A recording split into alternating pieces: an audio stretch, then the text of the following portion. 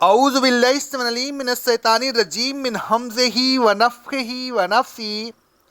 سورہ نساء کی آیت نمبر 33 میں اللہ رب العالمین کا ارشاد گرامی ہے،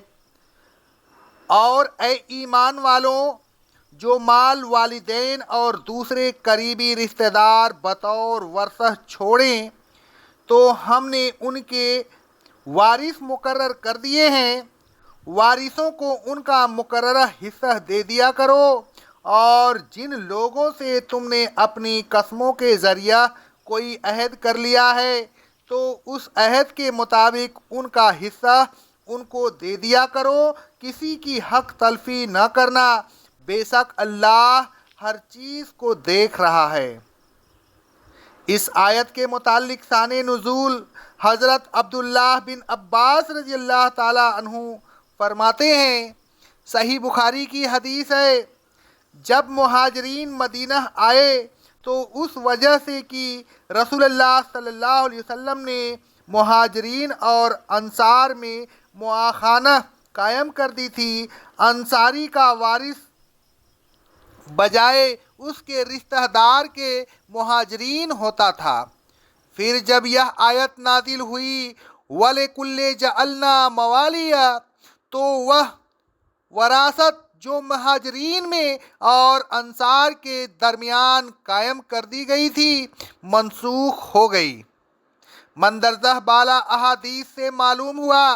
کہ مہاجرین میں اور انصاری میں جو وراثت عارضی طور پر قائم کر دی گئی تھی اس کو منسوخ کرنے کے لیے یہ آیت نازل ہوئی۔ اللہ تبارک و تعالیٰ نے فرمایا وَلِكُلٍّ جَعَلْنَا مَوَالِيَ مِمَّا تَرَكَ الْوَالِدَانِ وَالْأَقْرَبُونَ، ماں باپ اور قریبی رشتہ دار مرتے وقت جو کچھ چھوڑ جائیں اس کے لیے ہم نے وارث مقرر کر دیے ہیں، متروکہ مال بطور میراث نہیں میں تقسیم ہوگا۔ اللہ تبارک و تعالیٰ فرماتا ہے سورہ نساء کی آیت نمبر 7 میں، جو مال ماں باپ اور قریبی رشتہ دار بطور ورثہ چھوڑیں اس میں مردوں کا بھی حصہ ہے اور عورتوں کا بھی حصہ ہے، خواہ وہ مال کم ہو یا زیادہ، اور یہ سب حصے اللہ کی طرف سے مقرر ہیں، کم و بیش نہیں ہو سکتے، کیونکہ رسول اللہ صلی اللہ علیہ وسلم فرماتے ہیں، صحیح بخاری کی حدیث ہے، جن رشتہ داروں کے حصے مقرر کر دیے گئے ہیں ان کو میراث میں سے مقررہ حصے دے دو، فرائض دینے کے بعد جو مال باقی بچ جائے وہ قریب ترین مرد رشتہ داروں کا حق ہے۔ آگے اللہ رب العالمین فرماتا ہے وَالَّذِينَ عَقَدَتْ أَيْمَانُكُمْ فَآتُوهُنَّ نَصِيبَهُنَّ، البتہ جن لوگوں سے قسمیں کھا کر تم نے عہد و پیمان کیا ہے کہ ان کو اپنے مال میں سے کچھ مال دو گے تو اس عہد و پیمان کے ذریعہ جو مال تم نے ان کے لیے مقرر کر دیا ہے وہ مال ان کو دے دو، معاہدہ کی بنیاد پر ان کا حق بدستور باقی رہے گا، لیکن ورثہ کی بنیاد پر اب ان کا کوئی حق نہیں ہے اگر معاہدہ کے مطابق یہ مال اپنی زندگی میں ان لوگوں کو نہیں دیا ہے جس سے معاہدہ کیا تھا تو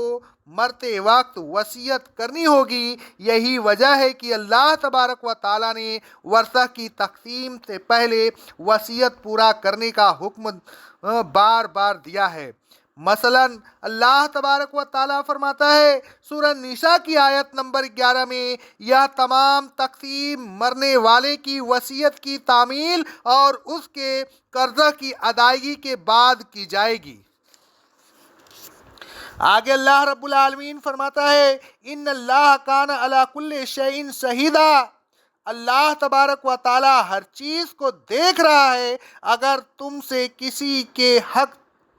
میں کسی قسم کی حق تلفی ہوگی تو اللہ تبارک و تعالیٰ کو ضرور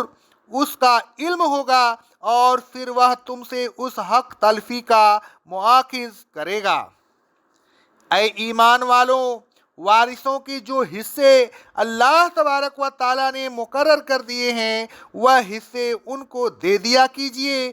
جن رشتہ داروں کو اللہ تبارک و تعالیٰ نے وارث مقرر کر دیا ہے ان کے علاوہ کسی کو وارث نہ بنائیے۔ اے ایمان والوں، جن لوگوں سے آپ نے کوئی معاہدہ کیا ہے تو اس معاہدہ کو ضرور پورا کیجئے۔ اللہ تبارک و تعالیٰ سے ڈرتے رہیے۔ اللہ تبارک و تعالیٰ آپ کے تمام اعمال دیکھ رہا ہے۔